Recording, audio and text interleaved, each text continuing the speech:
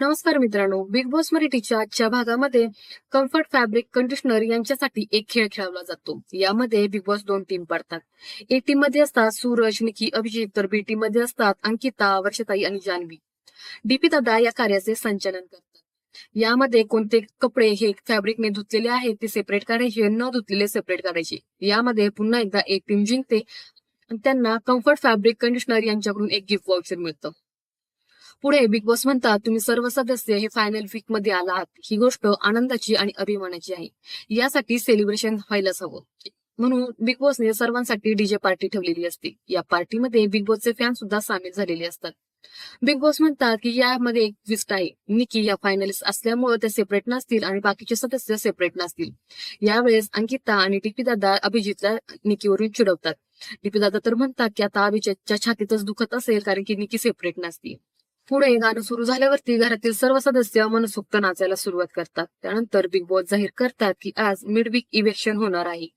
सूरज आणि अभिजित यांच्यासाठी गाणं वाजवलं जातं, त्यावरती सर्वजण नाचतात. मग बिग बॉस सर्व सदस्यांना विचारतात की सूरज आणि अभिजित यांच्यापैकी कोण सेफ आणि कोण डेंजर झोन मध्ये असेल ते सांगा. घरातील सर्व सदस्य सांगतात की आम्हाला असं वाटतं की सूरज हा सेफ असेल तर अभिजित हा डेंजर झोन मध्ये जाईल. पण होतं मात्र उलटच. सूरज हा डेंजर झोन मध्ये जातो आणि अभिजित हा सेकंड फायनलिस्ट बनतो.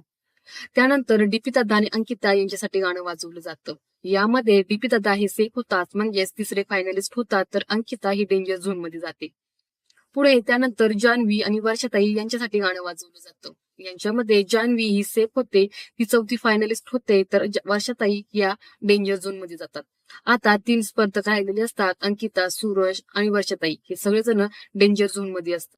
बिग बॉस म्हणतात की आता या तिघांपैकी 2 जण सेफ असतील तर एक अनसेफ, म्हणजेच तो सदस्य घराबाहेर जाईल. असं म्हटल्यानंतर पुन्हा एकदा एक गाणं वाजलं जातं. सर्वजण नाचतात. यामध्ये मात्र अंकिता आणि वर्षाताई यांचा चेहरा पडलेला असतो, ते बळच नाचतात असं दिसतं. बिग बॉस जाहीर करतात की पुढचा फायनलिस्ट आहे सूरज चव्हाण. आणि आता दोघी जणी म्हणजेच अंकिता आणि वर्षाताई या दोघी जणी डेंजर झोन मध्ये असतात. त्यानंतर पुन्हा एक गाणं होतं आणि बिग बॉस जाहीर करतात की अंकिता ही पुढची फायनलिस्ट झालेली आहे. तर वर्षाताई यांचा बिग बॉसच्या घरातील हा प्रवास इथेच संपलेला असतो. पुढे घरातील सर्व सदस्य वर्षाताईंचा निरोप घेतात. ते सर्वजण वर्षाताईंच्या पाया पडतात. दीपिका दादा आणि निकी त्यांचे हात जोडून माफी सुद्धा मागतात की जे काही झालं ते विसरून जावं आणि मला माफ करा म्हणून. तर वर्षाताई सुद्धा मोठ्या मनाने सर्वांना माफ करतात आणि घराचा निरोप घेतात. पुढे एपिसोडमध्ये असं दाखवण्यात आलं की अंकिता, अभिजित आणि डीपी यांच्यामध्ये वाद होतो. अंकिता आणि डीपी दादा म्हणतात की आम्ही सेपरेट आहोत तेच बरं. अंकिता अभिजितला म्हणत असते की तुला आता जे स्ट्रॉंग लोक वाटत आहेत तू त्यांच्यासोबतच राहा. आता मला काही खिचडी वगैरे करून घ्यायची नाही. तुझी मतं जी आहेत ती तुझ्यापाशीच ठेव. आता मला उगाच काही वाद घालून काही मला भांडणं करायची नाहीत. जी नाती ज्या पॉइंटवर आहे तिथं सोडून दिलेली बरी, असं ती अभिजितला म्हणत असते. तेवढ्याच घरातले सगळेजण बाथरूम मध्ये येतात. त्यावेळेस मात्र अभिजित तिथून निघून जातो. तर अंकिता म्हणते बघ याला आता उत्तर द्यावी लागतील, क्रॉस क्वेश्चन होतील, म्हणून हा लगेच तिथून पळून गेला. आपल्याला सेपरेट मध्ये एक सांगतो आणि जेव्हा सर्वजण असतील तेव्हा एक बोलतो. त्यामुळे तो आता इथून पळून गेला. ते अंकित ते निकी ऐकते आणि निकी बाहेर जाऊन अभिजितला सांगते. त्यावेळेस अभिजित परत आत येतो आणि तिच्याशी बोलू लागतो. त्यावेळेस त्यांचा थोडासा परत एकदा वाद होतो आणि आजचा हा भाग इथेच संपतो. पुढील भाग पाहण्यासाठी चॅनलला सबस्क्राईब करा. धन्यवाद.